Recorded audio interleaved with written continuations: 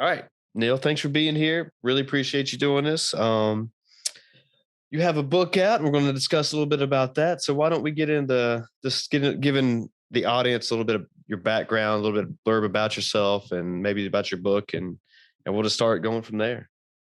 Okay, no, that's perfect, and pleasure to be here today, Chris. Uh, so first off, so it's D.Neil Elliott, and the D is just to differentiate me as an author and on the internet, so everybody knows that. That's the initial of my first name. Background, born in Vancouver, British Columbia, Canada. And I've lived in Canada my entire life, across Canada in various areas. Currently 61 years old, married with 3 kids and 5 grandchildren, and all of my grandchildren are Texans. Professional engineer with They're Texans? Texans from Texas. Okay. I'm sorry, I didn't mean to cut you off there. I just want to make sure I heard that right. Go ahead. Yeah, no, and the oldest just, if graduated is the right word, as a from Marine Corps boot camp. So nice. So yeah. So professional engineer with an MBA, and I've worked in the hydroelectric industry for over 30 years. Manage project, started out in design engineering and stuff like that, but migrated over to project management and managed small projects to large projects, a few $100,000 to $100 million. So that's my background in terms of kind of who I am, what I've been doing in my life. My book is called A Higher Road, and it's Cleanse Your Consciousness to Transcend the Ego and Ascend Spiritually. And I offer a 7-step process to inner peace, joy, love, abundance, and prosperity. And the impetus for writing that book is over a lifetime, I created these consciousness forms, and we'll talk about that, but I adopted these beliefs, and I created these consciousness forms which drove me or led me to the brink of suicide. So deep depression, and depression onset slowly. And at 57 years old, I sat down. Our house had sold after 7 years on the market. I was in this deep depression, despondent. And, it's kind of like, what's the purpose of life? I'm working hard. I earn lots of money. I spend lots of money, but I'm not getting ahead. I'm not happy. I'm certainly not happy. And there's just no reason to be alive. It seemed like I was a slave to my work, serving my clients. I was a consultant. And, so this but all no started, real. This all started while you were a professional, like working as a consulting? Yes. So it was really late in life where you said 57. Well, yeah. So that's when I sat down at the kitchen table to craft a suicide note. The depression slowly set in, kind of probably over a lifetime, but really started to take hold in the, around probably 2008, 2009. And when I hit 2017, I hit the end of my rope, so to speak. And so I sat down at a kitchen table. Our house had sold. I knew then my wife would be financially okay with my life insurance, and I planned out my suicide. Because I'm an engineer and a project manager, I wrote this note in a lot of detail, but coincidentally, and we'll talk a little bit more about this, I'd just come across some material about a week before I wrote that note that promised to liberate me from my thinking. And we'll talk about the whole process I went through. But I thought, okay, well, I finished my note. My wife had got on a plane. I sat down at the kitchen table. I wrote it. And I thought, okay, well, I have this other information that says it's going to liberate me. So I thought, okay, well, I can always commit suicide. I can't come back from that. So I'll put suicide, off to the side, and I will set a schedule and I'll study this other material. And if it works, great. And if it doesn't, I'll do the final act. And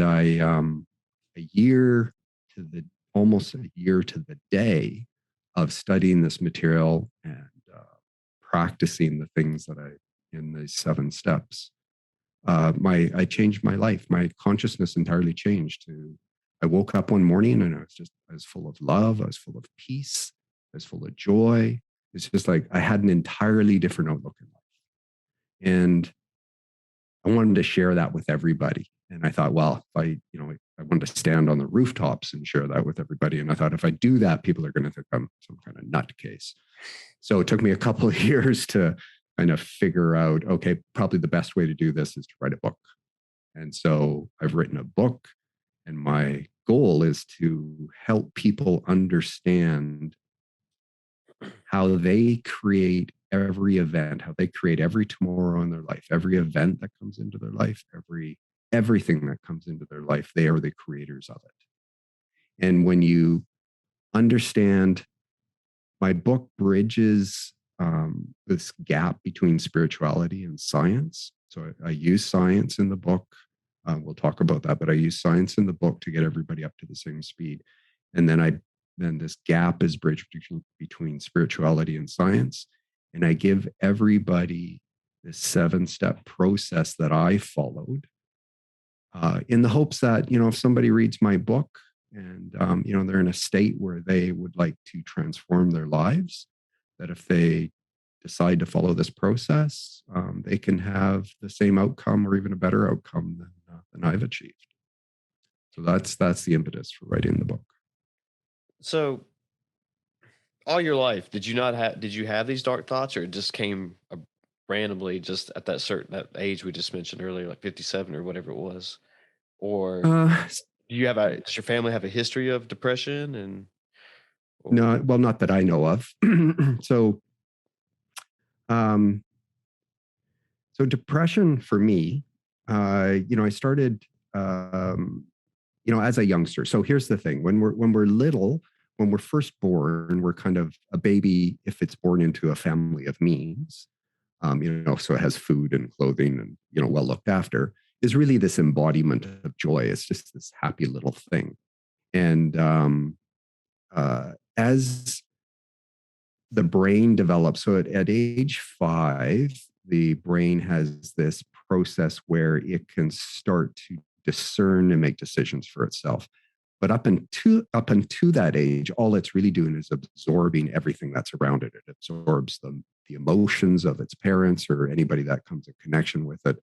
And it's absorbing their patterns of behavior and their thinking. So it's starting to, the baby is starting to, be shaped in terms of how it thinks. right? Then at age 5, it starts to make its own decisions. But essentially, so everybody goes through this process. And as you grow from babyhood to adulthood, you shape your beliefs. And your beliefs are by all your experiences, by what you learn in school, by your friends, by your family, all of that stuff. And my beliefs were what I would call now were quite judgmental. I had a lot of judgment of this person's right, that person's wrong, this process is right, that's wrong.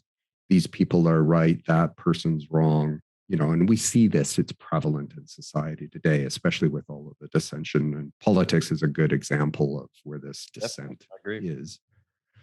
So these are people's beliefs that shape over a lifetime. And then what you do as you're getting older is you're reinforcing those beliefs. So when I hit 30, I decided that I would like to actually change how I thought about things. And I was reading, started to pick up spiritual books like, Dr. Wayne Dyer and Carolyn Myss and those kinds of spiritual self-help books, Napoleon Hill, Tony Robbins. Mm. And they all had these processes and they all had these great ideas and stuff about how we could, have more positive mindsets and how we could change how we thought. So in the 90s, I spent time trying to do that.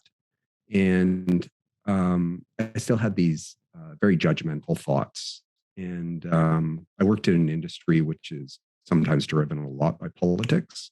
And so you get a change in direction very quickly. Like one day they say, we're all headed south. And the next day is, no, we're all headed north. And it didn't make sense to me. So it was pretty ingrained in my thinking around right, wrong, those kinds of things. And then I left employment in early 2000s and I went into consulting. So I was an employee and then I went consulting. And when I was in consulting, I dropped all of my spiritual readings and I focused on work. You're always putting your best foot forward. We're all great actors in our environment, right? We always put our best foot forward. We can present ourselves however we want. And when you're a consultant, you're always trying to please your client. You got to make sure you deliver. Otherwise, you won't get repeat work, right? So you tend to work a lot. You don't get paid if you don't work, and you don't get paid for stats, and you don't get paid for holidays. So you work a lot. And so my focus became on work and pleasing the client.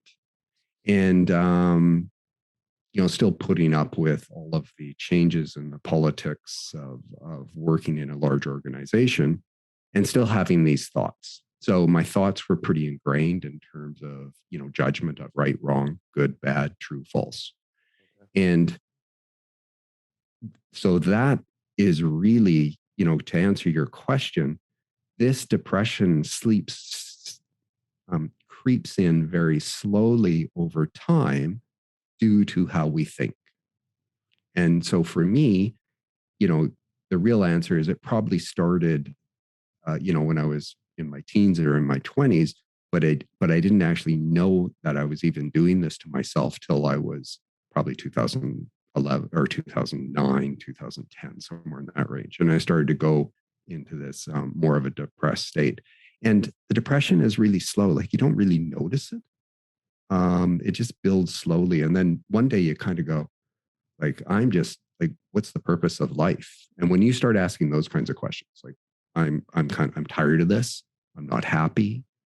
What's the purpose? Why are we here? Why do we do this? I'm working like crazy. And, I'm just not getting ahead or whatever other reasons are coming up for you. Some people turn to drugs. Some people turn to alcohol. I didn't do that. But what I did do is I turned to this more negative thinking and got to this depressed state where I decided I would just end it. Well, I kind of like how you were saying that it seems like the human brain, when we are small or little or whatever you want to say, that it's like a sponge. We're picking up everything around us, and you know, as we get older and older and older, like you said, we start to think for ourselves and understand things in different ways. And then people almost define themselves by the momentum from their past.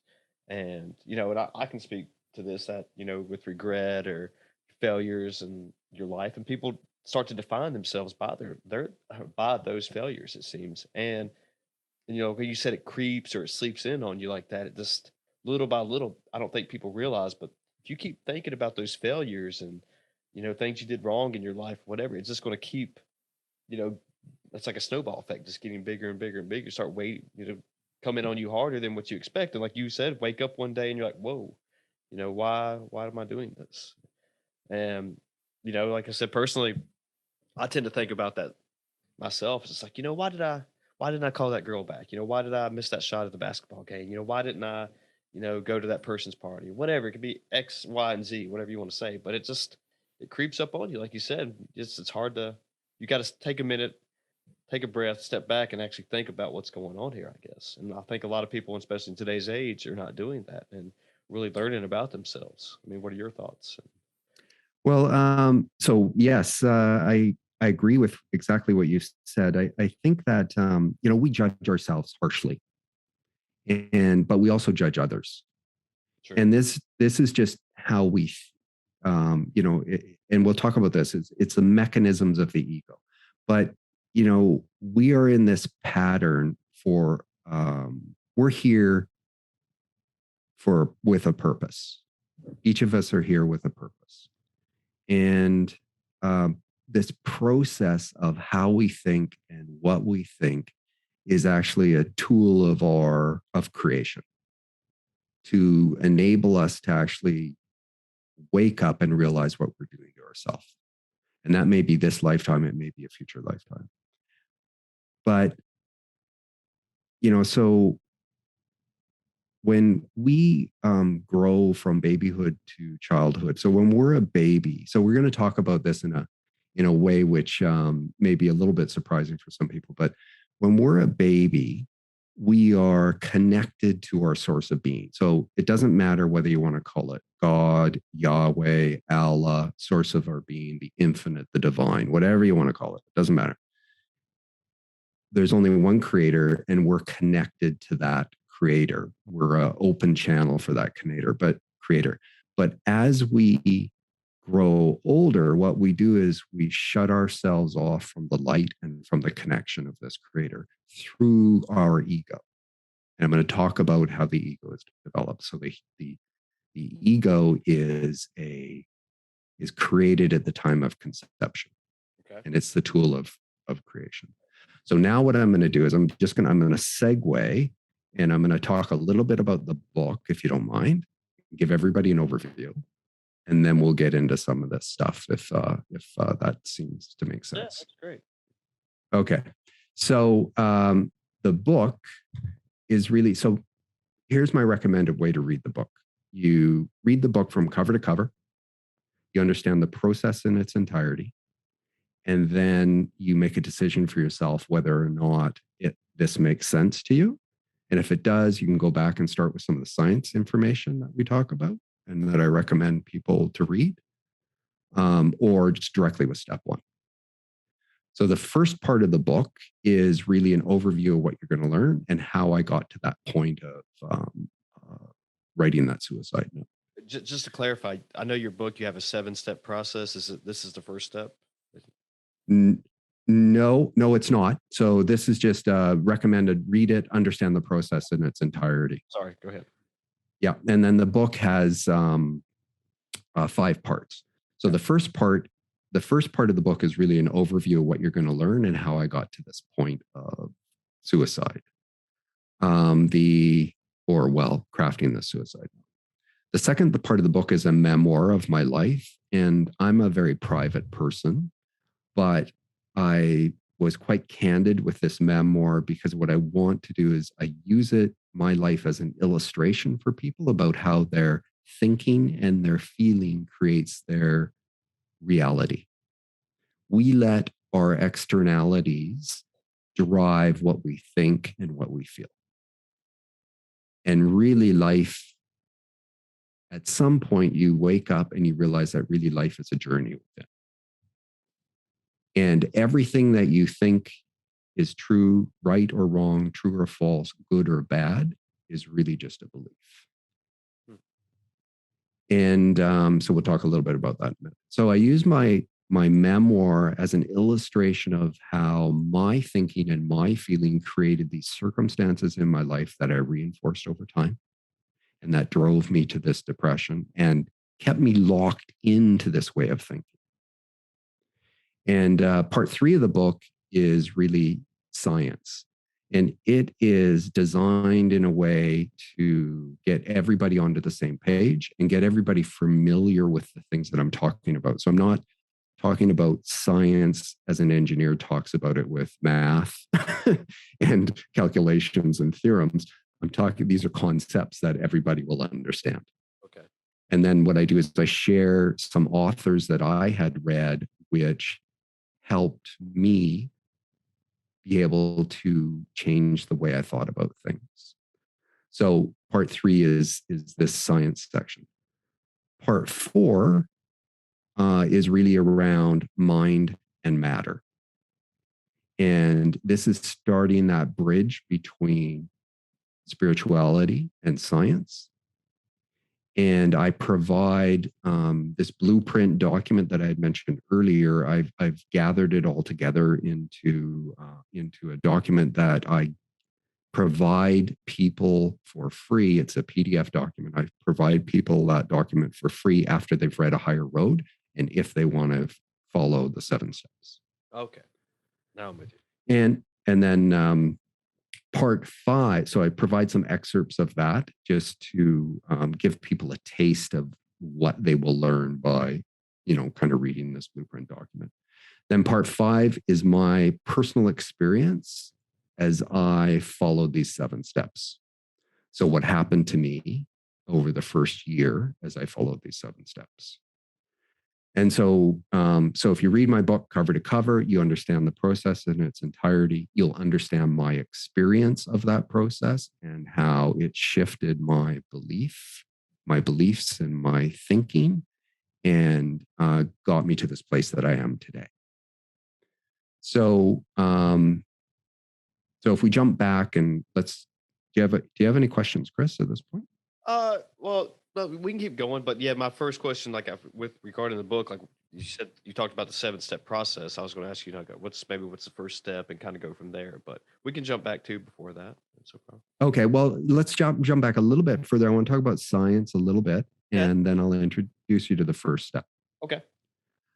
So, so part 3, let's talk about science. So back in the 90s, I was reading these spiritual books and positive thinking books, get your mindset into a more positive attitude and how you think. And so I was pasting on my walls all of these positive words and phrases and, affirmations. And I thought that, well, if I repeated those and I had them, on the wall in front of me, I would eventually change how I thought. Yeah. And that process certainly didn't work for me. It was good stuff. It's all good stuff, but it didn't work for me. And so in my book, I describe what I used to think consciousness was and what my new understanding of consciousness is, but I evolved that over time. So part 3, what I used to think of consciousness was that everything that I thought was in my brain, and everything that I thought was something that I had learned or experienced or been exposed to. And so then I would take these thoughts and I would cobble them together into, sentences and other things that we do with thoughts.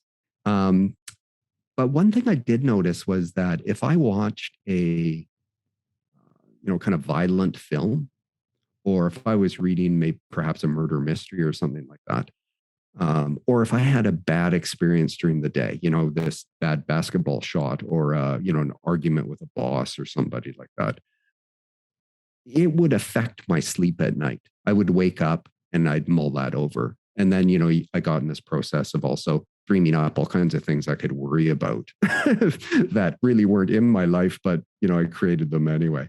And so, you go through these sleepless nights of this kind of stuff, things that you worry about, or I should have done that, or I should have said that, those kinds of things.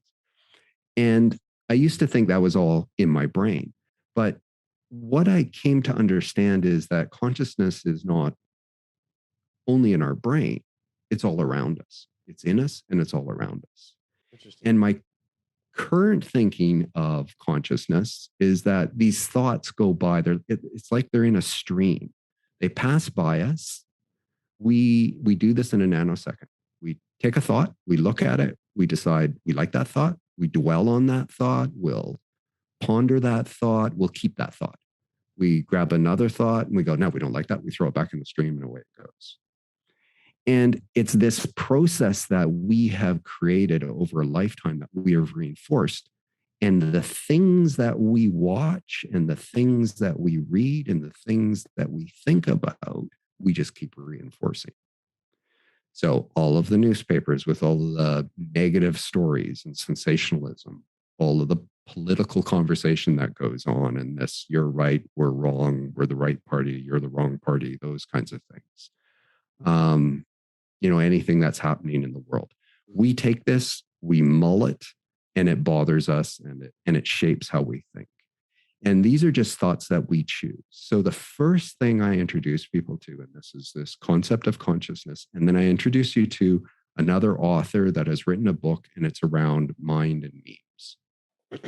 And what this book did for me is it taught me a few things. It taught me that what we think about as right or wrong, true or false, good or bad, is really just a belief. Now, can you just change your beliefs overnight? Hard to do. As an engineer, I would say, well, I'll believe it when I see it. I like this tangible. You show it to me, and I'll believe it. Understand. Now I would say I'll see it when I believe it, because what we see in front of us, all of our externalities, is really just a reflection of our own beliefs. Yeah.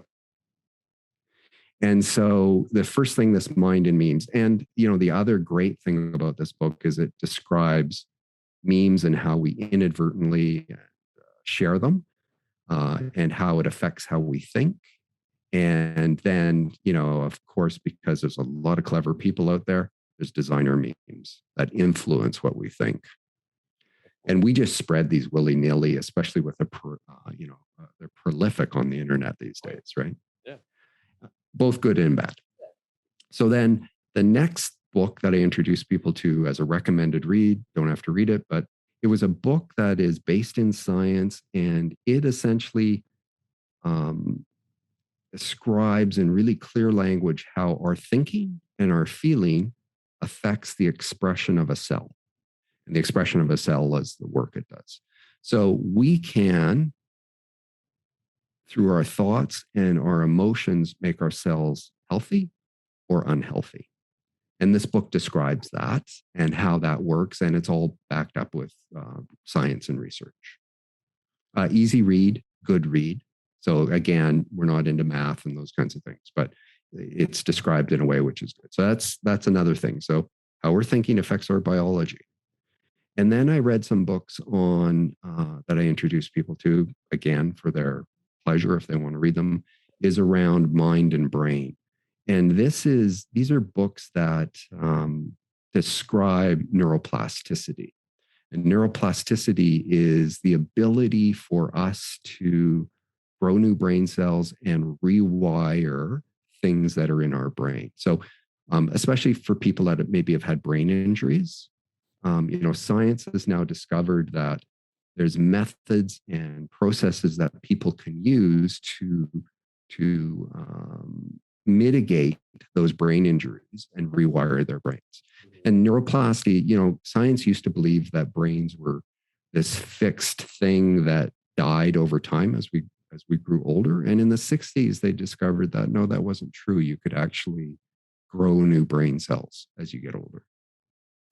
And so, Yeah, go yeah. ahead. I had a comment about that just because I've read about people who have had brain injuries and they've almost came out, and I've actually talked to a couple people, and they've came out completely different people or persons, whatever, on the other side. Some have been more risk takers, others have, just a completely different personality altogether.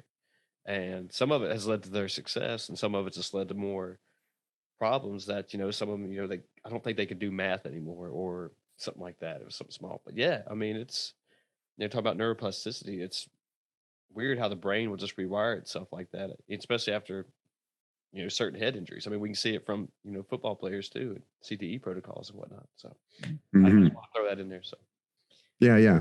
And, there's some books like, I think Tony Robbins, like I read that back in the 90s. I think he discussed neural pathways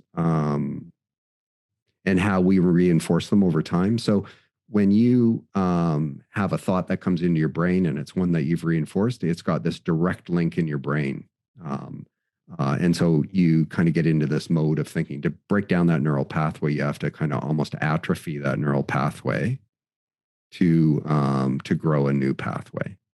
So anyway, that's in this book. So, I introduce people to these things, and the goal here is to get everybody on the same page around consciousness and the way that we think and feel can affect our biology. if you have a business, you need a website. What's the best way to get a website up and running? Choose a website hosting company that makes it simple, like Pair Networks. Pair has over 20 years of experience managing the entire digital ecosystem for thousands of online businesses all around the world.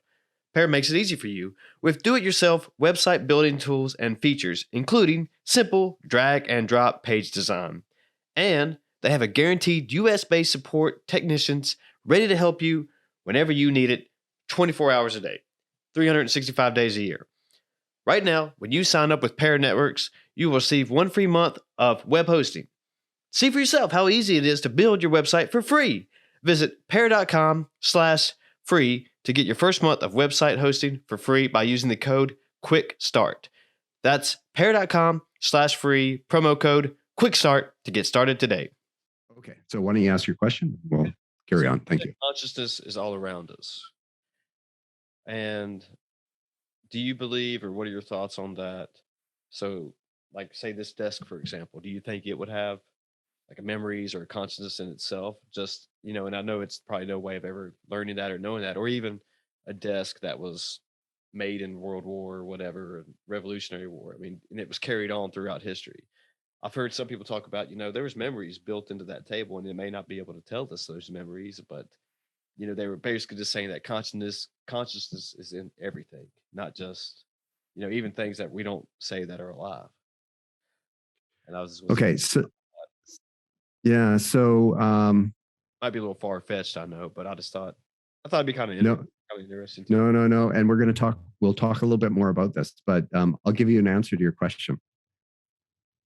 Humans, typically, most humans believe that we are matter imbued with consciousness. Okay. In reality, we are consciousness made visible through the descent of vibrational frequency of electrical particles. Everything is consciousness. And so we're going to talk about that a little bit. Okay. That's the answer to your question. Yeah, I like that. I'll write that down. Okay. So just to carry on for a moment. So what we did was the mind and the brain. And then I introduced people to near-death experiences. I don't know whether you've read any books with near-death experiences. Have you read any books on that? Yeah, you mean just like a story with a near-death experience in it? Yeah. Like a story of someone that's had a near-death experience. Yeah. So there's medical research around all those experiences globally. And so there's some data that physicians have put together around that. There's a couple of physicians in particular. Dr. Jeffrey Long, I think, is one of them I think he's out of Missouri. So I share some of that research, and there's people that have near-death experiences, there's consistency with what they come back with. So, I'm going to pull a number out of the air because I don't remember it, but say 80% of what they say, there's probably 90%, the top 5 things are common between all near-death experiences. And then it kind of varies a little bit after that. Okay. So this research describes the commonality and put some probabilities and stuff around that. So it's an easy read. I share people with that. But then the important thing here is I share a near-death experience of a woman. She's written a book, and I share this because she has a concept of consciousness which really then stretched my imagination around what consciousness was. And this is a woman that I think she was 46. And she had been suffering from this aggressive cancer over a 4-year period. She got down to like 95 or 75 pounds. She couldn't hold her head up. She was on oxygen all the time. And she fell into a coma. They rushed her to the hospital. And the admitting physicians told her husband that she wouldn't make it through the night. 24 hours later, she was riddled with cancer from her head down, in her entire torso, full of lesions and full of tumors. And she woke up 24 hours later and declared that she was going to be totally fine. And within 2 weeks, they couldn't find a trace of cancer in her body. This is all medically documented. So the doctors all call it a spontaneous remission and a miracle. But she came back. So the important thing is in her story is that she describes her life before, but then she has quite a apt description of her experience while she was in this coma. And she came back with certain messages. So one of them was, we come from love and we return to love. When we die, we expand to become part of everything in the universe. She felt she was expanding to become part of rocks and trees and other people. And so she came back with this message that consciousness is in everything. she felt consciousness was imbued in everything. Gotcha. And the other thing which was important to me was we're not judged after death.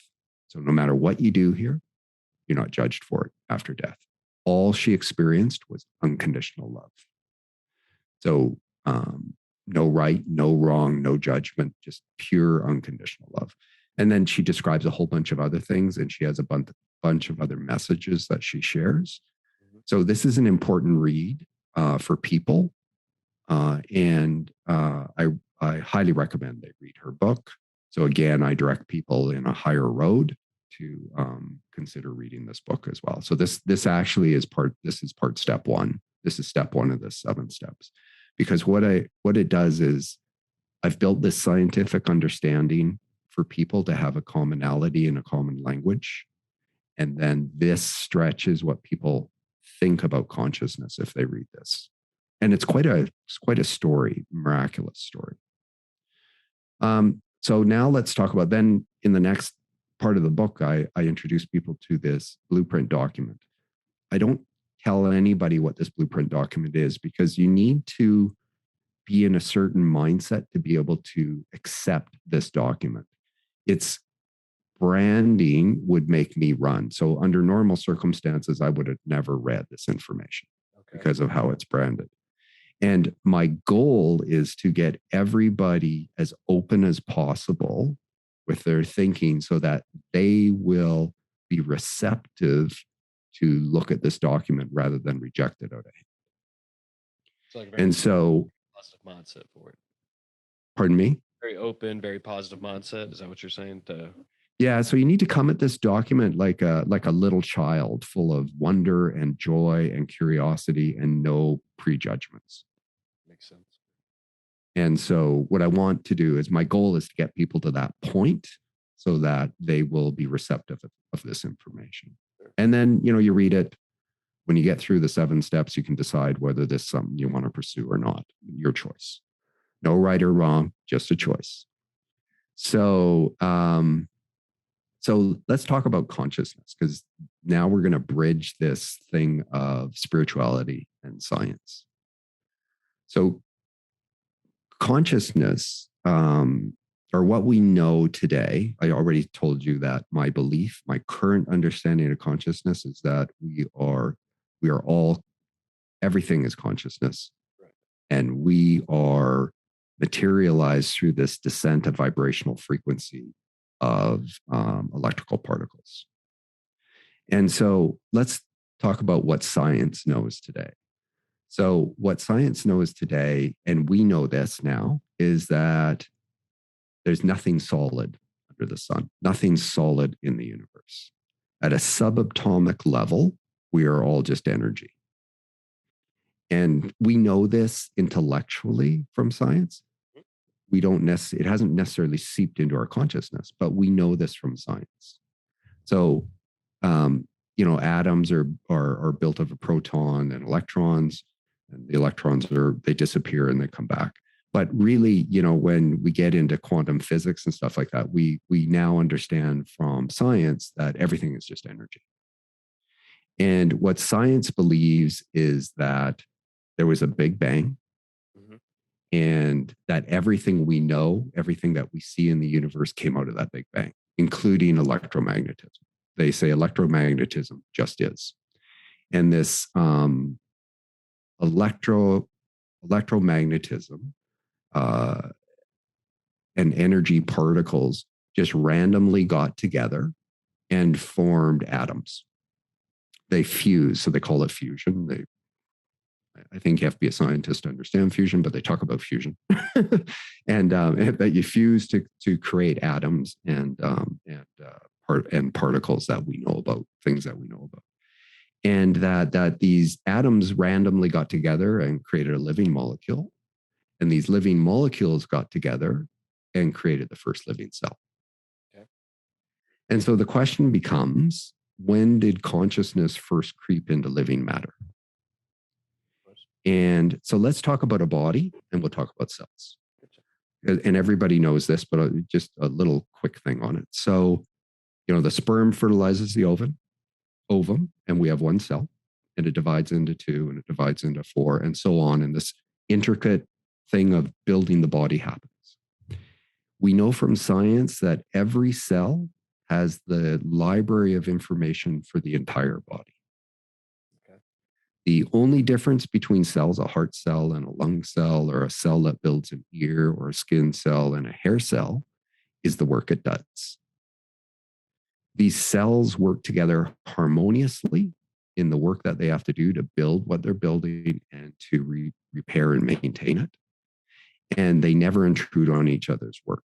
So the cells that build a liver don't all of a sudden spring into making an ear. And so we have this whole harmonious thing that happens in our body, which between these cells to create this body and maintain this body. And now let's move into talking about one cell.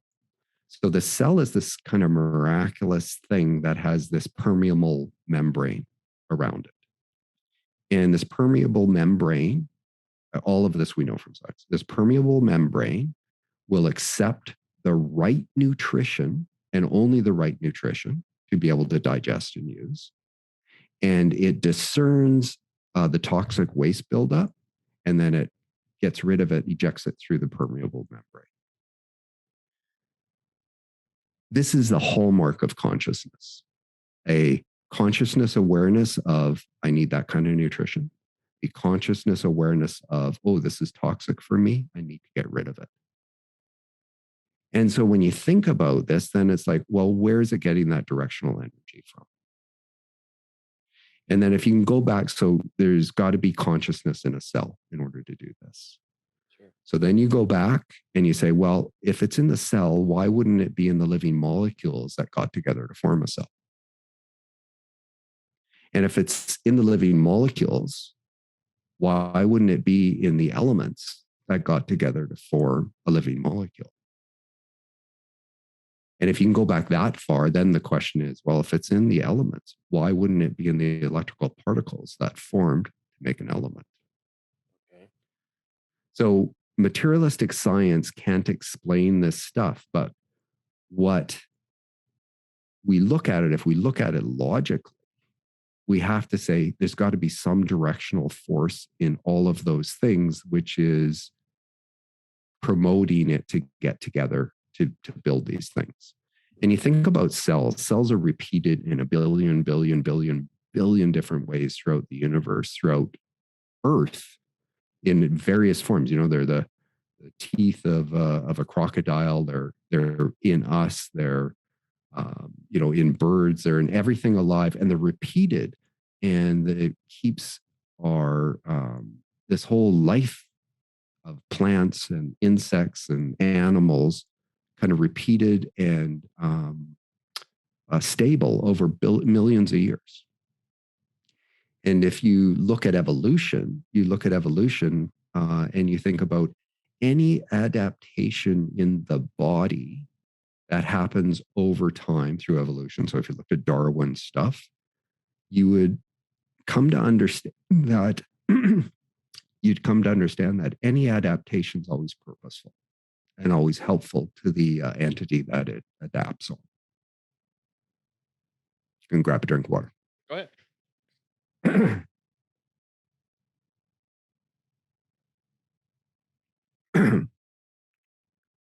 So therefore the question becomes, okay, well, we have all of this scientific information that we know about. And the question then becomes, and it's something that's always bothered me because I didn't know and science doesn't know, but the question became for me, and you'll learn about it, is, well, what was before the Big Bang? Science doesn't know what was before the Big Bang. Okay. And so what I'm going to tell you today, and you're going to have to read this on your own, and you'll read it if you follow the 7 steps. But this information that I share with you describes exactly what was before the Big Bang, the impetus for the Big Bang, the what happened after the Big Bang, and the appearance of electromagnetism. And electromagnetism is the tool of creativity to create materialized form. And so, we go back to the science we just read. We talked about electrical particles getting together to form elements, to form living molecules. So this is the material, and that's all via electromagnetism. Electromagnetism is always purposeful and always helpful for whatever. There's nothing that electromagnetism has created that science could say is bad. That's interesting. I feel like And today's age, there's always somebody trying to find something negative about something. And yes, well, okay, and I'm going to say that, and somebody will, I'm sure, postulate something negative about something, but so then we think about so let's move to human consciousness. So the ego is created at the time of conception, and it is really the soul is a fragment of divine consciousness. So we have universal consciousness before the Big Bang. We have divine consciousness, which is a form of universal consciousness, but in a state that can create materialized form. Universal consciousness is in silence and stillness and equilibrium, and it will never be detected in space by science, no matter how they probe space. And where in space? It's in everywhere in space. And for those who think of atoms, you could think of it as the space in the atom. So universal consciousness is what many call God or Allah or Yahweh, the divine, whatever you want to call it. People call it this. It's our creator. The divine consciousness is the tool of universal consciousness to create individuality. And individuality is created through these process of electromagnetism. And when you think about the ego, so you think about the soul is a fragment of divine consciousness. It is perfect. It is unconditional love. And this baby is the embodiment of joy because it is in its initial state still connected with the divine and is just happy to be alive and joyful because it comes from this unconditional love. As we grow older, what the ego does is it takes control of what we think about and what we do, and it binds down and it shuts off the soul through these bindings to as part of this process of creativity in human form. And when you think about the ego can only do two things. It can bond with everything it likes. So so we talk about electromagnetism, attraction, repulsion, bonding, rejection. So the ego can bond with everything it likes. I like chocolate cake. I like that person. I like that event. I want to go to that concert.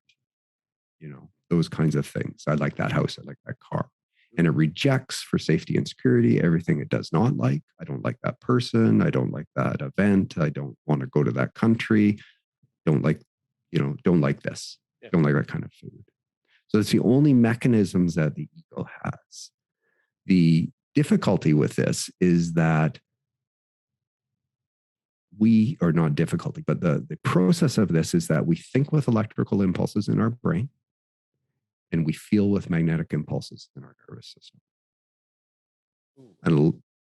An electrical impulse is a consciousness plan, and the magnetic impulse of bonding is the purpose to give form to that consciousness plan to experience it.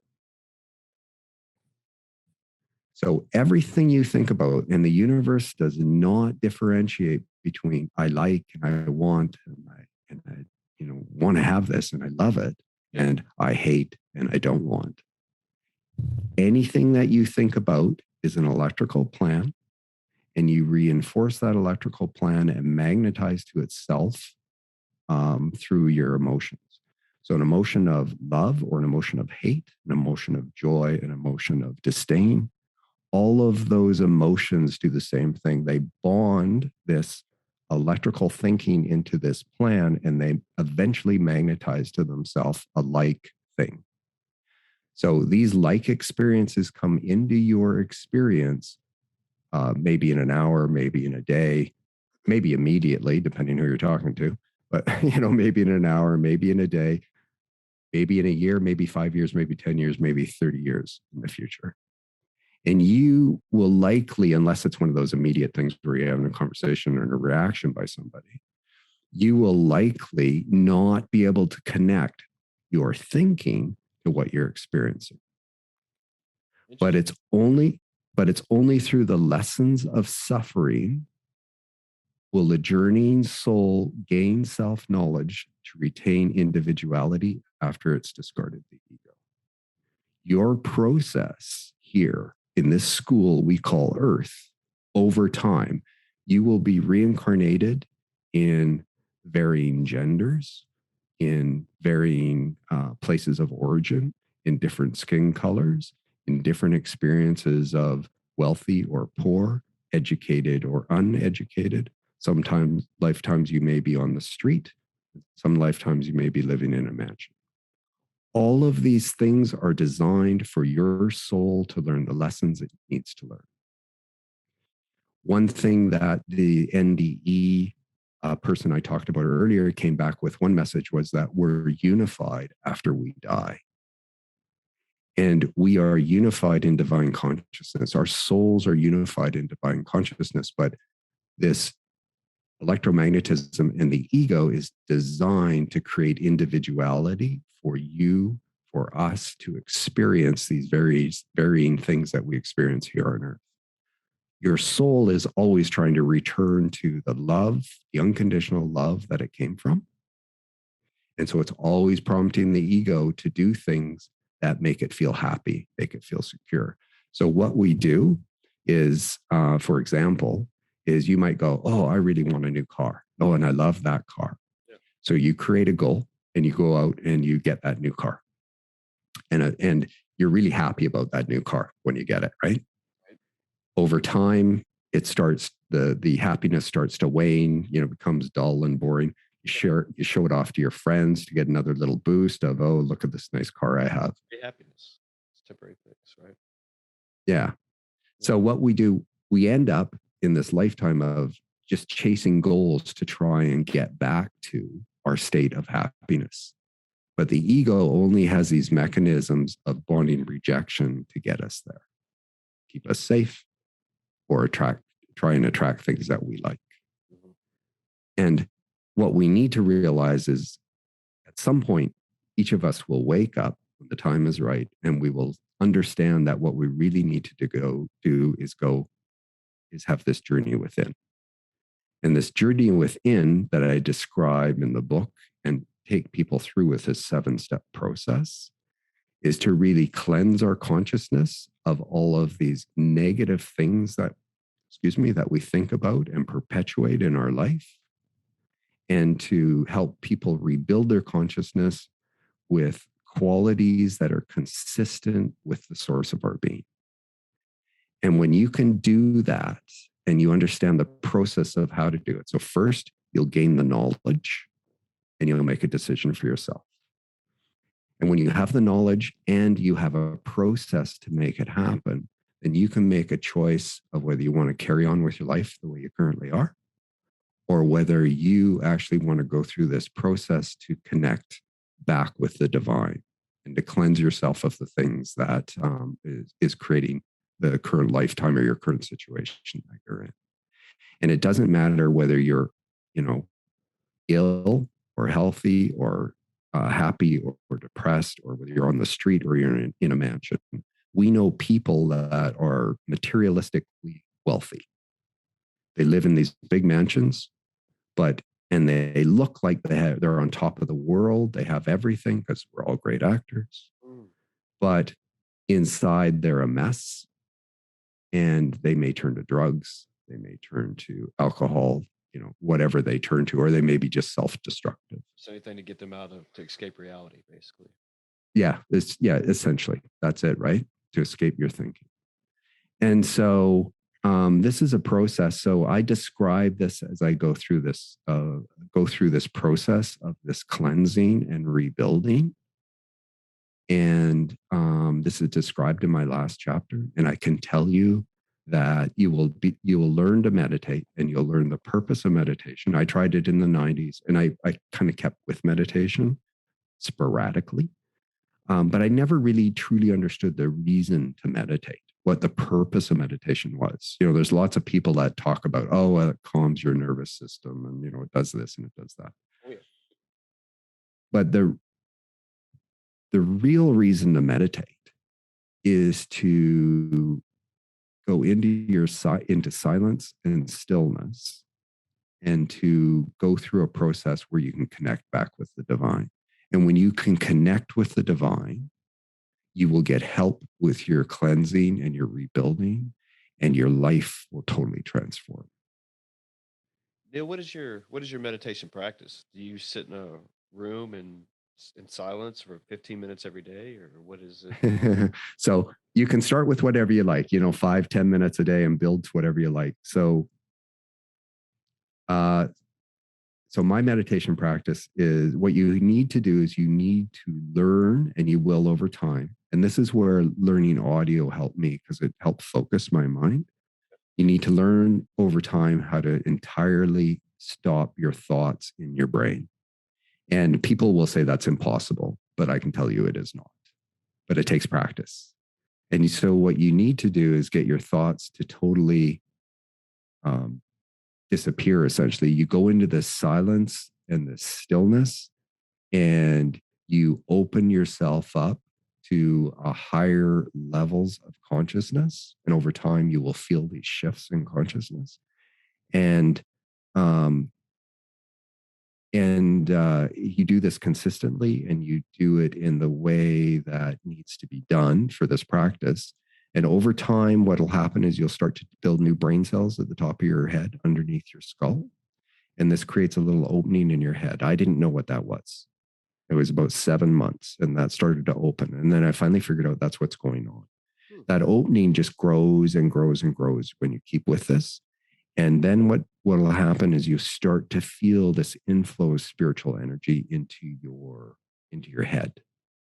Eventually, it will be throughout your entire body, and it may go up one side, down the other. It may be in your head and in your chest simultaneously. It may move from your head to your chest, to your solar plexus. This opening for me is top of my ears, even below, in my ears, mid-ear, all the way around top of my head. And what it enables me to do is get direct communication, or reciprocal communication with the divine, and get direction in terms of what I need to be doing, and what I can do to help other people and help myself. And when you are filled with this spiritual energy, I had 1 year after I started this process, I had 2 meditations that were about 3 days apart, where I went into this meditation, and I was so incredibly enveloped. Like, I went through these higher levels of consciousness. I felt these shifts in consciousness, and I was just bathed in unconditional love. I didn't care what happened to my body. I didn't care what pain it was in. I didn't care about anything that was earthly and human. I was just bathed in this unconditional love, and I just wanted to stay there in that state. And I think that is the state that this woman in this NDE tries to describe, but we don't have the language to actually describe it. So in my book, I talk about various things, and I give people some ideas of the various things that I've experienced through meditation.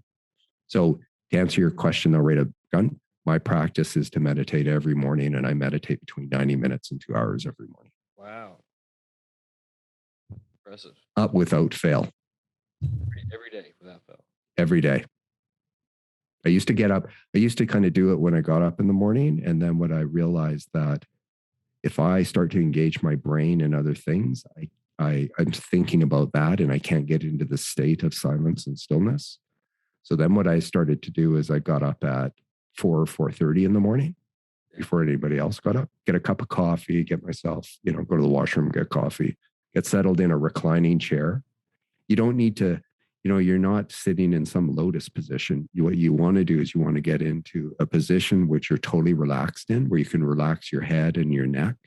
And you want to you'll get into this theta state, which is the state of consciousness just before you fall asleep, or just when you wake up. You're in that kind of really low brainwave activity state. Okay.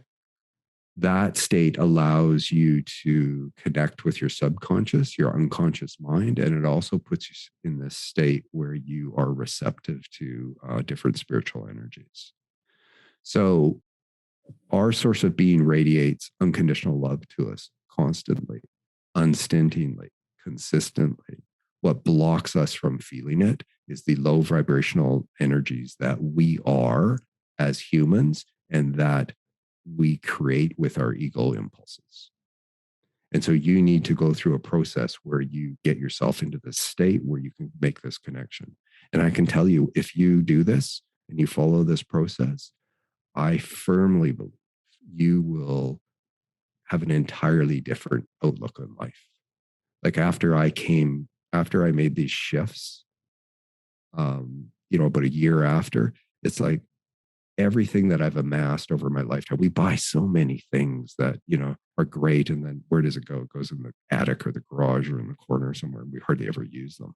It's just like, I look back at my life now and go, why did I buy all that stuff? Like I would have been better to give that money to somebody else in need than to buy all that crap for myself.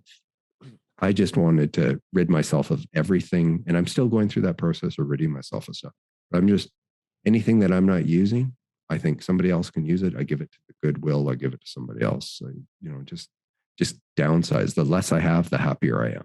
Yeah, I heard something great one time, and it's from John Welborn, and he has his own podcast. But he was saying that he was trying to invoke that lesson on his kids because they were wanting some gifts or whatever. I forgot what it was exactly, but he was wanted to tell them even, hey, when you're on your deathbed and you're looking back at your life, are you really going to sit there and think, oh man, I'm sure glad I got that new iPhone, or I'm sure glad I got that that car or whatever. But it's more like he was trying to evoke them like the experiences you're going to go through in your life, and it's like, oh yeah, I'm glad I took that trip to the Grand Canyon or somewhere great. But it's like that's more meaningful in life rather than materialistic things. So It's tough to do though when you're young and you see, all your friends have things, and as you grow up and you're, in your 20s and stuff, and you're trying to do the things we think we're becoming as we're growing from childhood to adulthood. We think we're becoming versed in the ways of the world.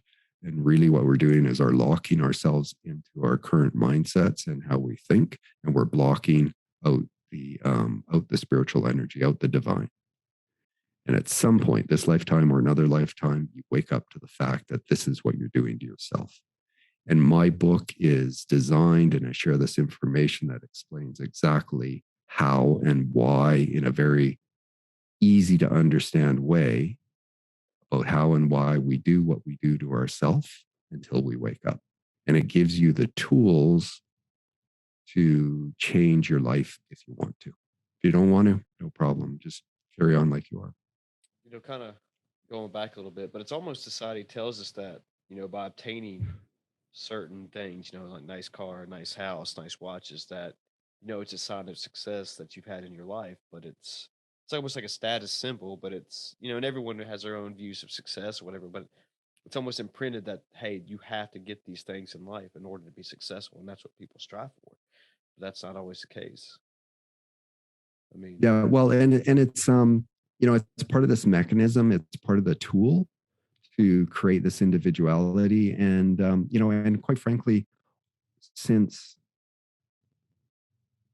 probably 100 years ago or more, society started to shift in terms of how we thought. We became influenced more by marketing. We became influenced more by having more things. And, society surely shifted over time.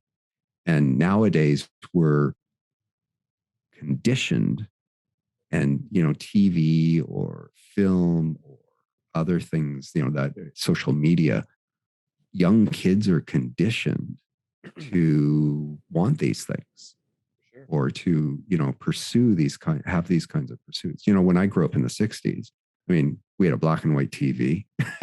There was hardly any programs on, a few channels. And, most of the time we spent outside. Right. I knew nothing about sex till I was, like 12, 13 years old. nowadays, that's prolific on the internet. I mean, younger kids than, Yeah, if they have an like, access to it. Yeah. yeah, like and what we're doing is we're polluting their minds at a really young age. Mm-hmm. And And so at some that's what they're growing go up ahead. seeing. It's like whatever they're looking at, they happen to stumble upon a porno or whatever. That's what they're seeing. Like that's what love is, or that's what sex is, and that's ingrained in, like you were talking about Yep. earlier, like in all the stuff we take in through our lives. Yeah. Well, we reinforce that. And the great thing through this process is that because we're going to be reincarnated in different places of origin, different skin colors, different genders, we're going to learn different things. Mm-hmm. There's no, but what I see today when I look at people, no matter what things that are they're doing, which we may consider to be reprehensible, I look at them and what I see is the soul of divinity that is in them and the unconditional love, and that they are equal to me in every way, shape, and form. This outer action that they're taking is just their struggle to the light. That doesn't mean I need to embrace it. That doesn't mean I need to kind of agree with it. Or if there's a murderer running around, doesn't mean that they shouldn't be somehow contained so they're not killing people. But I see them as a divine soul of unconditional love that is it's their path, it's their struggle to the light, it's their lessons that they need to learn in this lifetime. And when you see people like that, you can feel differently about them and what they're struggling with. We've been talking a lot about different things here and stuff, but we're kind of getting a little short on time. But I wanted to ask you, what gives you hope, Neil? I mean, do you have it? Do you have hope still? Or? Oh, yeah, absolutely. So the world is under this new dispensation of energy, and we're under this current transformation where more people will be waking up to the fact of what they're doing to themselves. They'll be going through their own processes to connect with the divine. And as we do this individually, we will then start to influence what other people do. And at some point, collectively, there's going to be more people that have made this connection. And we're going to, we're going to create a new era of love and peace throughout the world. There's hope for all of that. And there's processes in place, and you can see it if you look for it. But right now, because of the law of cause and effect, things that have been put in motion individually and collectively must come into form. You cannot escape it. Everything that you think is a movement in consciousness and movement, and it will come into material form. So collectively, if we're still having these collective thoughts of negative things, it will manifest in a collective way. And at some point, though, there will be this shift. The division in the future will not be in between the wealthy and the poor. The division will be in consciousness. That's great. So there's great hope. There is. Well, this has been a great conversation, Neil. I'm really glad you came on here and shared your story. If people want to find the book, find more about you, any of that stuff, here's your chance. How do they do that? Yeah. So the book is A Higher Road: Cleanse Your Consciousness to Transcend the Ego and Ascend Spiritually. A 7-step process to inner peace, joy, love, abundance, and prosperity. My website is dneilelliott.com. So initial DNEILELLIOTT.com. All my social media links are on there. The book is available in paperback, hardcover, ebook, in all your favorite formats. You can get it on Amazon, or you can get it through your local bookstore, or you can get it on Apple or on Kobo or on Nook, whatever your electronic version is. And you can learn more about me in the book by going to my website. Great. Oh, one thing I like to ask, how long did it take you to write the book? Was this A something year. a year? Yeah. Just worked on every day? Or I always admire people, authors. authors and stuff, because there's always something like, man, that's got to be extremely tough to do. Interesting. So writing the book was a process in itself. And once you write a book, and and every day I worked on it. Yeah. It's when you write a book, you realize how much agony goes into every choice of every word and every construction of every sentence. So if you go into a library and you see all these books, you just think about, wow, all of the energy and collective thinking that had to go into creating one book. It's like I'm just surrounded by that in this library of books. Wow. Again, thank you for coming on here and sharing. This was great. I really appreciate you. Thank you so much. I very much enjoyed our conversation today, and I appreciate that you're open to this. So thank you. All right, everyone, we're out of here. Be good to yourselves.